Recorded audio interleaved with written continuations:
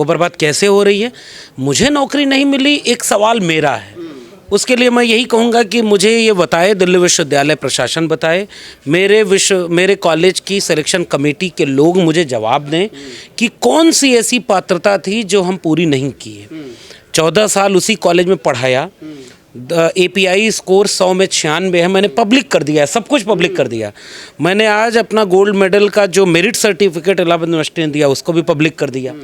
अब जरा department, college administration, university administration, और अगर समय मिल जाए तो शिक्षा मंत्रालय और आदरणीय प्रधानमंत्री जी भी इसमें थोड़ा इंटरेस्ट ले लें। दिल्ली विश्वविद्यालय का मामला है, क्या एक दिल्ली विश्वविद्यालय के 14 साल से पढ़ाने वाले व्यक्ति को ये नहीं बताया जाना चाहिए कि आप क्यों निकाल रहे हैं, क्या वजह थी? क्या मेरिट पर सिलेक्शन हुआ? नहीं हुआ, क्योंकि मेरिट में तो मुझसे ऊपर कोई था ही नहीं, जितने लोग सिलेक्शन कमेटी में थे। मेरा इंटरव्यू वो लोग कह रहे हैं सबसे अच्छा हुआ। फिर कौन सी वजह थी जिसकी वजह से आपने मेरी जगह किसी बहुत कम API वाले को रखा है जिसका 50 या 55 है? मेरी जगह जिनको रखा है उनका एक्सपीरियंस मुझसे बहुत कम है, शोध लेख मुझसे बहुत कम है। फिर क्या वजह, क्या है असल वजह, क्या है? और ये बहुत बड़ा सवाल है, इसलिए मैं कह रहा हूँ, क्योंकि यहीं से वो दूसरा सवाल जुड़ता है कि अगर वजह मेरिट नहीं है, अगर वजह एकेडमिक कोई नहीं है, तो इसका मतलब वजह कुछ और है। और अगर वजह कुछ और है तो पहली बात कि विश्वविद्यालय प्रशासन बताए कि वो वजह क्या है, खुल करके बताए। और अगर ये वजह कुछ और है तब ये पूरे देश के लिए खतरा है। मैं तो विश्वविद्यालय में, हिंदू कॉलेज में हम लोग खड़े हैं, यहाँ हमारा एक साथी जब निकाला गया तो वो आत्महत्या कर लिया। कौन जा रहा है पूछने उसके घर में कि उसके घर वालों की क्या बीत रही है?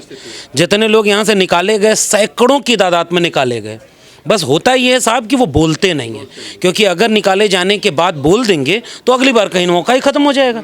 तो इसलिए सब लोग चुप बैठे हैं। लेकिन आपने परिवार बर्बाद कर दिए, आपने लोगों का करियर बर्बाद कर दिया। 15 साल 20 साल लोग निकाले जाने के बाद कोई करियर कहीं नहीं जा सकता, कोई कुछ कर ही नहीं सकता।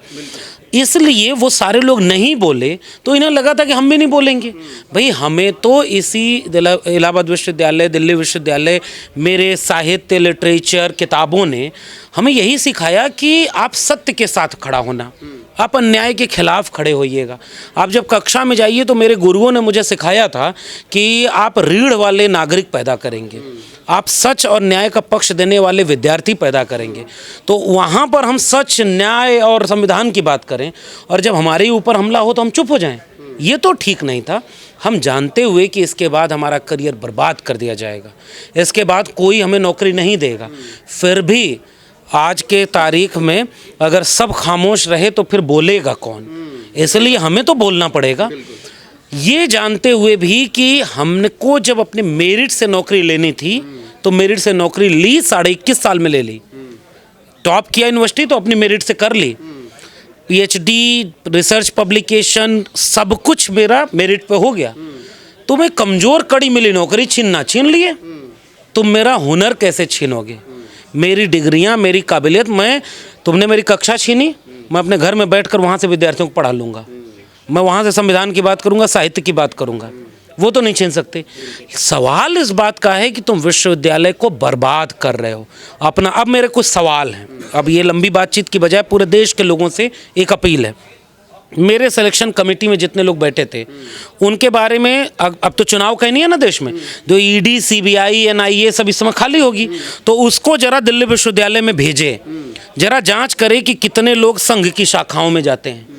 मेरे प्रिंसिपल का RSS से क्या रिश्ता है? मैं बुरा नहीं मान रहा हूँ, वो RSS के हो सकते हैं, लेकिन अगर वो RSS के हो करके किसी कॉलेज के प्रिंसिपल, रजिस्ट्रार हो सकते हैं तो मैं किसी अलग विचार का हो करके असिस्टेंट प्रोफेसर नहीं हो सकता?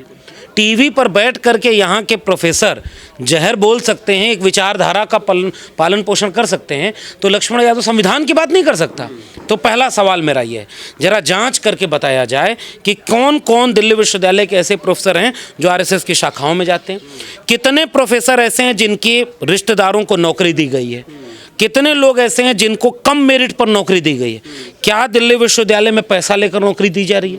क्या दिल्ली विश्वविद्यालय में RSS की शाखाओं से लोग भर्ती किए जा रहे हैं? ये तो लोग दिल्ली विश्वविद्यालय के ऊपर आरोप लगा रहे हैं, साख दाव पर है इस विश्वविद्यालय की। और हमारा ये विश्वविद्यालय है, मुझे चिंता है अपने विश्वविद्यालय की, इसलिए आज कुलपति को सामने आकर इसका जवाब देना चाहिए कि नहीं, ये देखो प्रमाण, हमने कभी किसी को पैसा लेके नौकरी नहीं दी, ये प्रमाण है कि कोई आरएसएस का कैडर नहीं भरा जा रहा। और भाई आज जितने लोग नौकरी कर रहे हैं आरएसएस वाले, इसमें अधिकांश लोग तो नौकरी में तब आए होंगे जब कांग्रेस की सरकार थी। तो विश्वविद्यालय में नौकरी मेरिट से होती है, इंटरव्यू से होता है, आपके लिखने पढ़ने और एकेडमिक काम करने से होता है। विचारधारा देखकर न नौकरी ली जाती है, न किसी की नौकरी छीनी जाती है। और कबूल करिए कि आपने लक्ष्मण यादव की नौकरी कर विचारधारा के नाम पर छीनी है, तो ये विश्वविद्यालय को बर्बाद करना है कि नहीं है। आखिर में केवल इतना कहूँगा कि मैं तो बोल रहा था, बहुत सारे लोग वो मारे गए जो चुप थे, उनको भी नहीं, और बहुत सारे तो हमारे ऐसे लोग थे जो उधर से शाखा में चले गए कि परमानेंट हो जाएंगे, उनका भी नहीं हो रहा है। तो इसलिए विश्वविद्यालय गुलाम और डरा हुआ ऋणविहीन टीचर, मुर्दा नागरिक पैदा करता है, और विश्वविद्यालय बर्बाद हो गए तो देश बर्बाद हो जाएगा। मैं विश्वविद्यालय में हूँ, मैं देख रहा हूँ कि बर्बादी सामने है। इसी विश्वविद्यालय में यज्ञ होते हैं, इसी विश्वविद्यालय में गौशाला खुल रही है, इसी विश्वविद्यालय में मंदिर पर कार्यक्रम हो रहे हैं, इसी विश्वविद्यालय में एक विचारधारा के लिए परेड करते हैं, तो उससे विश्वविद्यालय का माहौल ख़राब नहीं होगा। हम संविधान की बात करते हैं तो कैसे ख़राब होगा। मैं फिर से जाते जाते कह रहा हूँ, दिल्ली विश्वविद्यालय के कुलपति जवाब दें, शिक्षा मंत्री जवाब दें और आदरणीय प्रधानमंत्री जवाब दें, किसी प्रोफेसर को नौकरी से निकालने की वजह क्या है, ये वजह मैं जानना चाहता हूँ। और उस ठोस वजह को जब तक मुझे नहीं पता चलेगा, करियर का कुर्बान होगा ना, नौकरी छीनिए, हौसला थोड़ी छीनेंगे, लड़ेंगे। और अब इस पूरी लड़ाई को जन आंदोलन बनाने की कोशिश करेंगे। हम पूरे देश के लोगों से ये अपील करते हैं, आप सब मुल्क के हुक्मरानों के नाम चिट्ठी लिखिए, आप सब राष्ट्रपति के नाम चिट्ठी लिखकर सवाल पूछिए कि विश्वविद्यालयों को बर्बाद क्यों किया जा रहा है। और इस शिक्षा बर्बाद हो गई ना, ये सारे प्राइवेट हाथों में बेचे जा रहे हैं, ठेके पर प्रोफेसर रखे जा रहे हैं, ठेके पर इलाहाबाद विश्वविद्यालय की फीस बढ़ाई गई, विद्यार्थी आंदोलन के तो जेल में है। 69,000 शिक्षक भर्ती वाले मामले में लोगों ने आंदोलन किया तो उनके ऊपर लाठी चल रही है। शिक्षा बचाओ, विश्वविद्यालय को बचाओ। अगर शिक्षा और विश्वविद्यालय नहीं बचेंगे तो गरीब, कमज़ोर, मजलूम, दलित, पिछड़े, आदिवासी घरों के हम पहली पीढ़ी के लोग थे, यहाँ तक आए, आगे फिर आने वाले दरवाजे बंद हो रहे हैं। इसलिए एक बड़े आंदोलन की अपील मैं देश के लोगों से कर रहा हूँ, ये लड़ाई जारी रहेगी। लक्ष्मण यादव का मुखर बोलना, लक्ष्मण यादव का अम्बेडकर पे, फुर्रे पे, कबीर पे, नानक रैदास की विचारधारा को आगे बढ़ाना और उसी प्रकार का स्टूडेंट, उसी प्रकार का जमात तैयार करना, ये भारी पड़ा है। बहुत शुक्रिया आप सबका कि आप लोगों की वजह से ये मुद्दा बहुत दूर तक जाएगा। और अभी तो जिस लड़ाई को हम लड़ रहे थे उस लिहाज से तो ये शुरुआत है। हम प्रोफेसर रतनलाल के घर पर खड़े हैं और हम जानते हैं कि इनको कितना झेलना पड़ा। प्रोफेसर सूरज मंडल हैं, जितने भी लोग हैं न्याय पसंद हैं, संविधान के लिए लड़ते हैं, सामाजिक न्याय की बात करते हैं, उन सारे लोगों को टारगेट किया जा रहा है। तो उसी कड़ी में हमारा नंबर अब आया। फिलहाल मैं इस पूरे मामले को दो तरह से देख रहा हूँ, दो एंगल है इसका। पहला ये है कि हम लोग दरअसल आज यहाँ तक पहुँचे हैं तो इन विश्वविद्यालयों की बदौलत ही पहुँचे हैं। अगर इलाहाबाद विश्वविद्यालय, दिल्ली विश्वविद्यालय न होता तो मैं यहाँ नहीं होता, मेरे जैसे भारत में संविधान और मंडल कमीशन न होता तो हम यहाँ नहीं होते। तो इन सब ने मिलकर हमें बनाया है, तो हम इन्हें सामने अपने बर्बाद होते देख रहे हैं, इसलिए बोल रहे हैं कि जिन चीज़ों की वजह से हम बने हैं वो बर्बाद हो रही, तो दुख है हमें।